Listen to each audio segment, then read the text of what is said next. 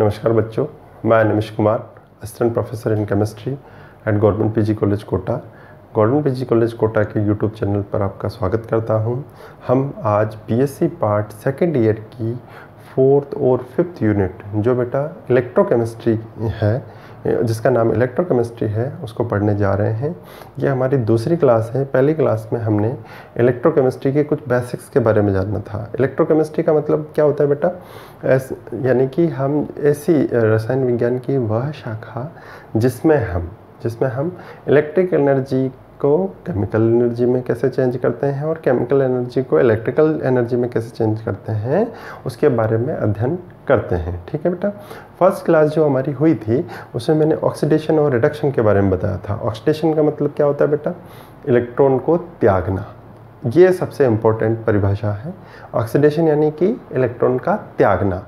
फिर उसमें हम ऐड कर सकते हैं ऑक्सीजन का जुड़ना या फिर हाइड्रोजन का हटना। ठीक है बेटा। तो ये तो ऑक्सीजन था, ऑक्सीडेशन था। अब रिडक्शन क्या है? रिडक्शन यानी कि इलेक्ट्रॉन को गेन करना। रिडक्शन क्या है? इलेक्ट्रॉन को गेन करना। इलेक्ट्रॉन को गेन कर लें, फिर दूसरा इसमें एस्पेक्ट जोड़ सकते हैं, ऑक्सीजन को हटा दें, वो भी रिडक्शन हो जाएगा, या हाइड्रोजन को जोड़ दें, वो भी रिडक्शन हो जाएगा। ठीक है बेटा। तो ये हमने पहली क्लास में पढ़ा था। दूसरी क्लास में आज हम पढ़ रहे हैं बेटा इलेक्ट्रोलाइटिक सेल।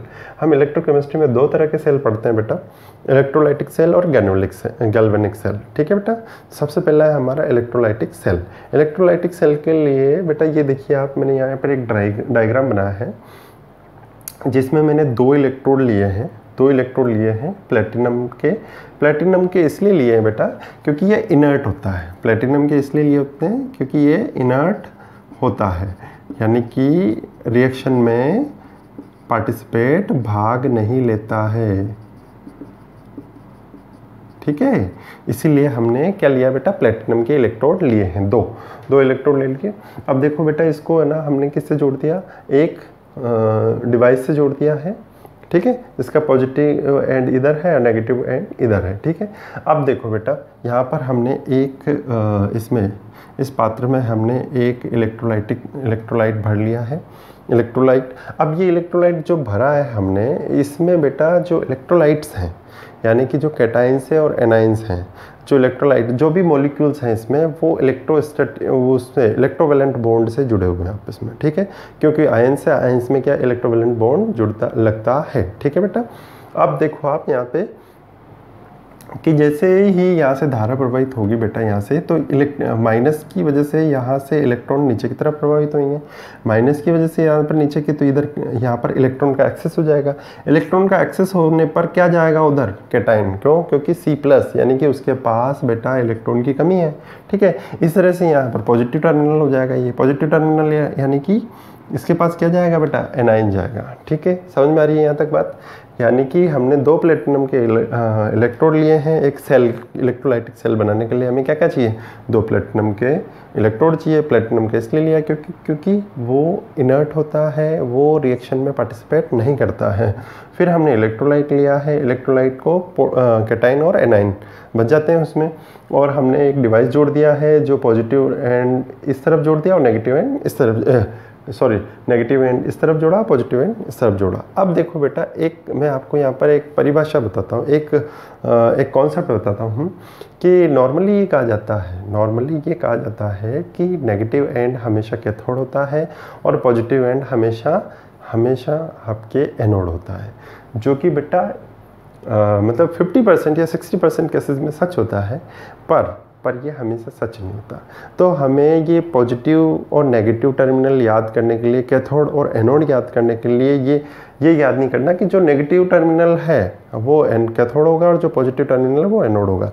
हमें ये याद करना है कि जहाँ पर भी रिडक्शन हो रहा है, जहाँ पर भी अपचयन हो रहा है, वो आपका कैथोड होगा, और जहाँ पर भी ऑक्सीडेशन हो रहा है वो आपका एनोड होगा। ठीक है बेटा। नेगेटिव और पॉजिटिव को हम कैथोड और एनोड से डिनोट नहीं करेंगे। हम शुरू से ही ये कॉन्सेप्ट क्लियर रखेंगे कि जहाँ पर रिडक्शन हो रहा है वो आपका कैथोड कहलाएगा, और जहाँ पर ऑक्सीडेशन हो रहा है वो आपका एनोड कहलाएगा। ठीक है बेटा। अब देखिए, जो इलेक्ट्रोलाइटिक सेल होता है वो क्या करता है बेटा, इलेक्ट्रिक एनर्जी को केमिकल एनर्जी में कन्वर्ट कर देता है।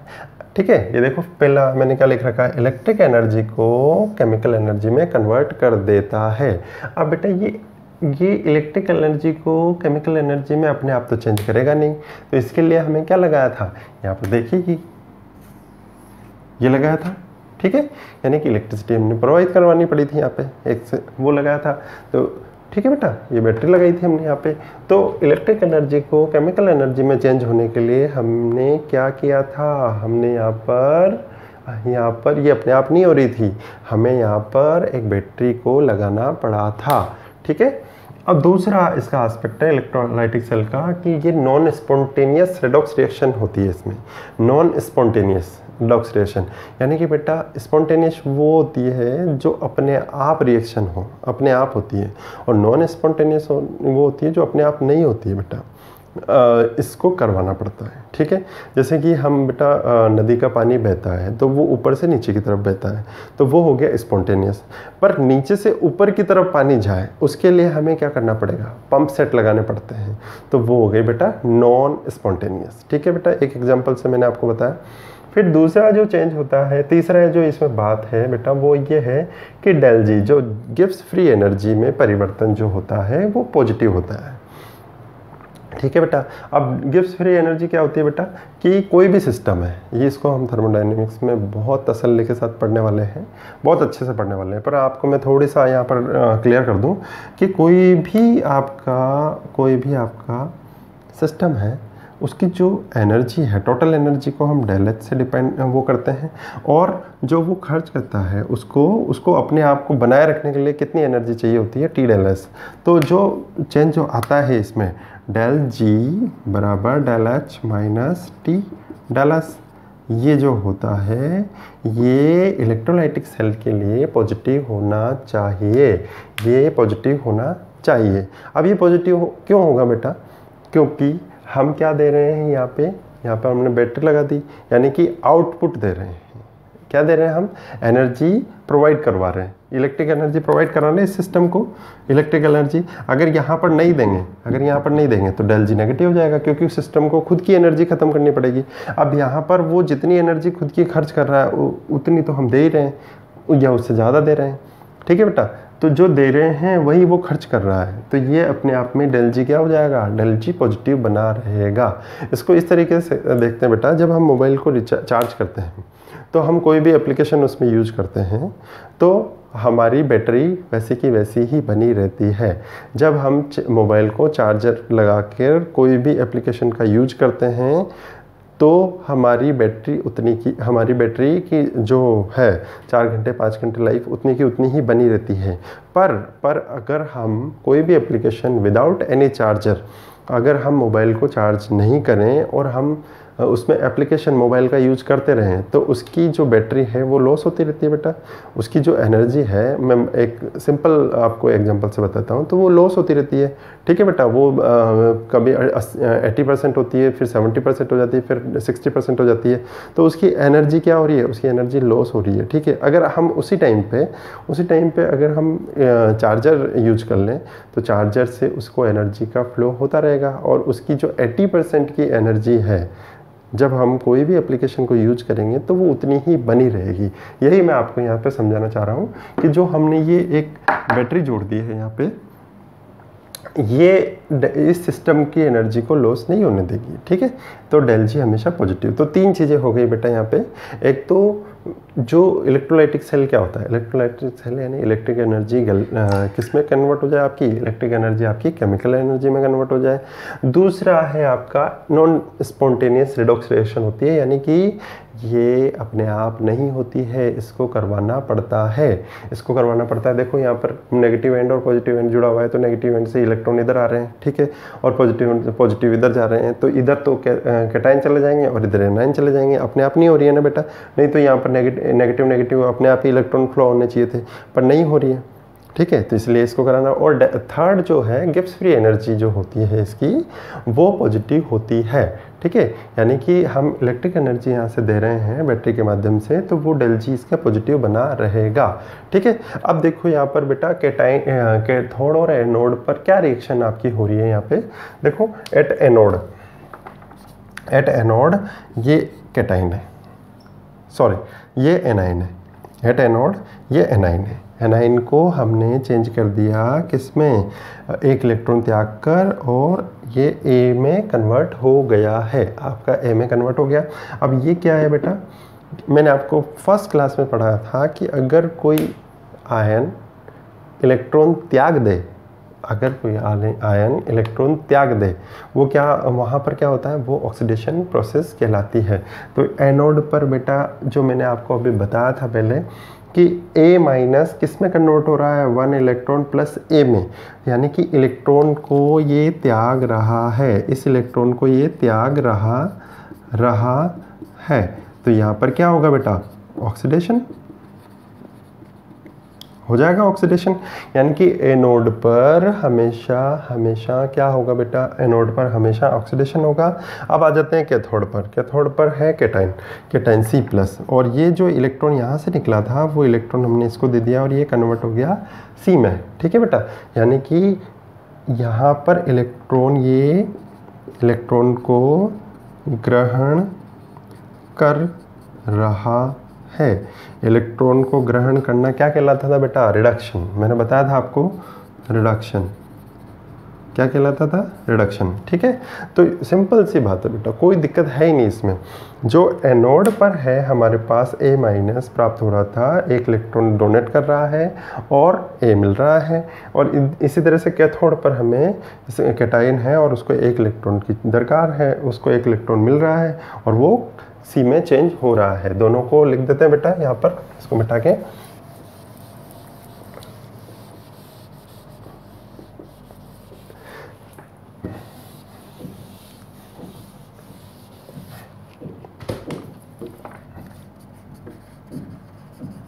At anode A minus 1 electron plus A, ठीक है, और एट कैथोड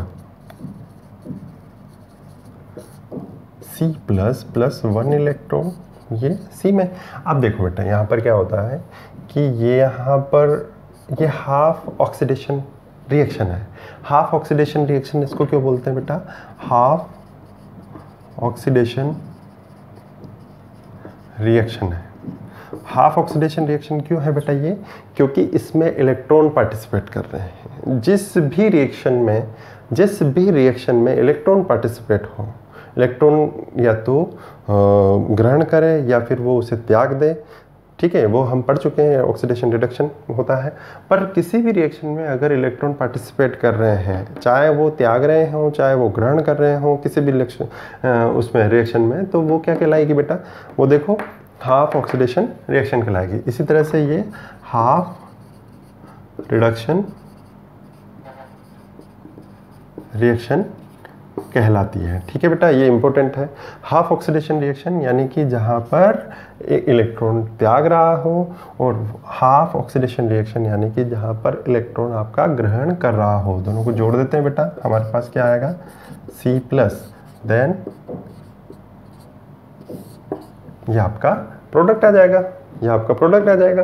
ठीक है, ये एक इलेक्ट्रॉन से एक इलेक्ट्रॉन कट जाएगा और ये ऐसी आपके पास आ जाएगा। ठीक है बेटा, अब देखो इसमें इंपॉर्टेंट चीज़ जो है वो हमने उसकी रिएक्शन लिख ली, क्या क्या हो रहा है। ठीक है, अब देखो बेटा ये सिंपल सी चीज़ है कि इसमें जो कैटायन है ये C प्लस, वो किधर जा रहे हैं, कैथोड की तरफ। किधर जा रहे हैं, इसको शॉर्ट तरीके से अगर अपन डिनोट करें तो जो कैटायन है वो किधर जा रहे हैं, कैथोड की तरफ जा रहे हैं। कैथोड पर क्या हो रहा है बेटा, मैंने बताया था आपको, कैथोड पर हमेशा रिडक्शन होता है। ठीक है बेटा, जो पुरानी हमारी डेफिनेशन है उसको भूल जाए आप कि जो नेगेटिव टर्मिनल है वो कैथोड होगा, नहीं, वो तो हो गई सही, पर उसके साथ साथ अगर वहाँ रिडक्शन हो रहा है तो 101% वो कैथोड का कार्य करेगा, वो इलेक्ट्रोड कैथोड का कार्य करेगा।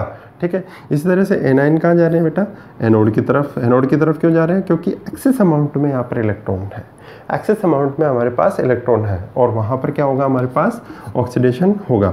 अब यहाँ से हमारे पास दो रिजल्ट निकलते हैं, दो एस्पेक्ट निकलते हैं बेटा इसमें, एक तो क्वालिटेटिव और एक क्वांटिटेटिव। क्वालिटेटिव यानी कि मात्रात्मक और गुणात्मक, सॉरी, क्वालिटेटिव यानी कि गुणात्मक और क्वांटिटेटिव यानी कि मात्रात्मक। क्वालिटेटिव यानी कि बेटा हु विल ऑक्सीडाइज और हु विल रिड्यूस, यानी कि किसका तो ऑक्सीडेशन हो रहा है और किसका अपचयन हो रहा है, किसका तो ऑक्सीडेशन हो रहा है और किसका अपचयन हो रहा है। ये हमें कहाँ से पता लग रहा है बेटा, लग रहा है यहाँ पे दो एस्पेक्ट निकाल लिया ना, क्वालिटेटिव और क्वांटिटेटिव। और क्वांटिटेटिव में क्या है बेटा, कितना कोई भी कि जिसका ऑक्सीडेशन हो रहा है वो जिसका रिडक्शन हो रहा है वो कितने अमाउंट में बन रहा है, जिसका ऑक्सीडाइज हो रहा है वो कितने अमाउंट में लूज़ हो रहा है, कितना वेट उसका लॉस हो गया, कितना रिडक्शन हो रहा है, उसका कितना वेट हमें प्राप्त हो रहा है, कितनी इलेक्ट्रिसिटी हम, कितनी वोल्ट हम इलेक्ट्रिसिटी उसमें से प्रोवाइड कर रहे हैं, कितने टाइम के लिए प्रभावित कर रहे हैं, कितना उसका वॉल्यूम है, वो सब हम क्वांटिटेटिव में पढ़ते हैं। ठीक है बेटा, तो क्वालिटेटिव और क्वांटिटेटिव।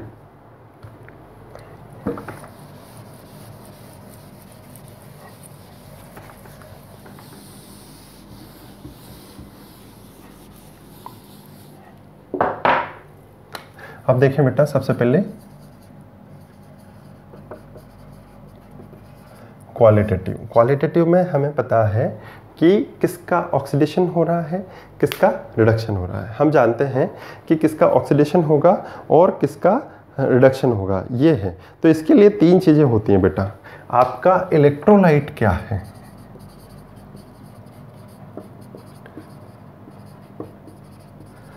सबसे पहले तो आपका इलेक्ट्रोलाइट क्या है, आप इलेक्ट्रोलाइट के रूप में क्या ले रहे हैं, NaCl ले रहे हैं, HCl ले रहे हैं, H2SO4 ले रहे हैं, क्या ले रहे हैं उसमें, और फिर उसका मीडियम क्या है बेटा।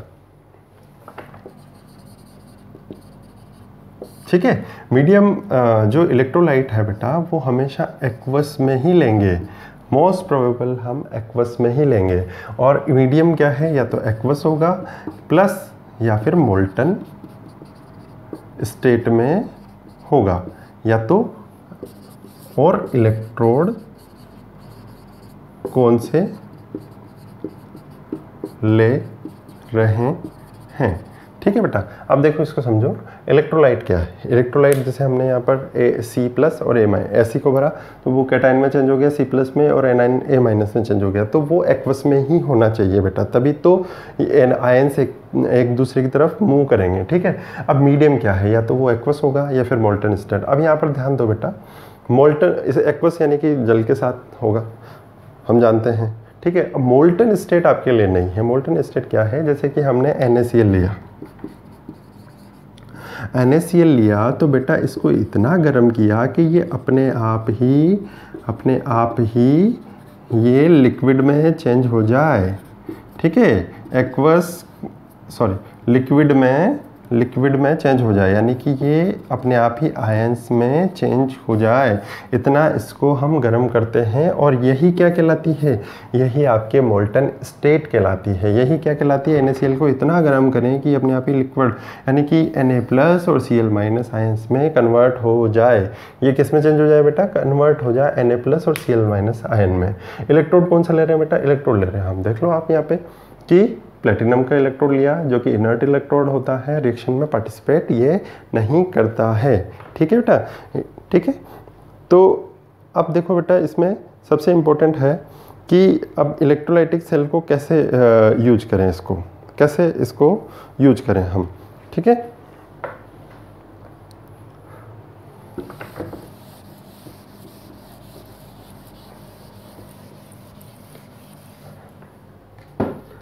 अब बेटा NaCl का सॉल्यूशन ले लेते हैं, माना कि NaCl का सॉल्यूशन ले लेते हैं। अब इलेक्ट्रोड में हम क्या करेंगे, इलेक्ट्रोड में एट एनोड, मैं पहले बता चुका हूँ आपको, एनोड पर क्या होता है बेटा, एनोड पर हमारे जो ऑक्सीडेशन होता है। ठीक है, तो ऑक्सीडेशन होगा हमारा तो यानी कि वो इलेक्ट्रॉन को क्या करेगा, इलेक्ट्रॉन को वो त्याग देगा, इलेक्ट्रॉन को वो क्या करेगा बेटा, इलेक्ट्रॉन को वो त्याग देगा। तो जैसे NaCl को हम कर लें Na प्लस और Cl माइनस में, तो यहाँ पर Cl minus this goes to half Cl2 plus 1 electron, ठीक है, ये हो जाएगा। एट कैथोड पर क्या होगा, ठीक है, Na प्लस आपके पास प्लस ये वाला इलेक्ट्रॉन ले ले, Na बन जाएगा, ठीक है बेटा। तो हमने क्या क्या पढ़ लिया इसमें, जो इसके यहाँ से जो इलेक्ट्रोलाइट सेल था उसके दो एस्पेक्ट निकले हमारे पास, एक तो क्वालिटेटिव एक क्वांटिटेटिव। क्वालिटेटिव में हम पढ़ रहे हैं बेटा तीन उसके होते हैं, तीन पार्ट्स होते हैं। एक तो वो किस पे डिपेंड करता है, एक तो किसका रिडक्शन हो रहा है, किसका ऑक्सीडेशन हो रहा है, ये हमें क्वालिटेटिव से पता लगता है। पर उसके लिए तीन शर्तें होती हैं कि आपने इलेक्ट्रोलाइट क्या लिया है। और मोस्टली हम ज़्यादातर केसेस में हम बेटा जो इलेक्ट्रोलाइट लेते हैं वो हम क्या लेते हैं, एक्वस कंडीशन में ही लेते हैं। फिर दूसरी कंडीशन ली कि आपने जो मीडियम लिया है वो क्या है, या तो एक्वस होगा या फिर मोल्टन स्टेट में होगा। मोल्टन मैंने आपको बताया। और इलेक्ट्रोड किस तरह से, तीसरी कंडीशन है कि इलेक्ट्रोड कौन कौन से होंगे, कौन से इलेक्ट्रोड पे कौन सी प्रक्रिया होगी, वो हमने यहाँ पर देख लिया। NaCl का लिया, NaCl इलेक्ट्रोड वाले में देख रहे हैं, 8 एनोड पर Cl माइनस ले लिया, ठीक है बेटा, एनाइन है। मैंने यहाँ पर बताया था आपको कि एनाइन किधर जाएंगे, एनोड की तरफ, और केटायन कैथोड की तरफ, ठीक है बेटा। अब देखो ये A9 Cl minus half Cl2 और ये वाली रिएक्शन होगी आपके पास, और Cl minus plus Na plus plus, देखो this implies half Cl2 plus Na, ये आपके हमारे पास आ जाएगा।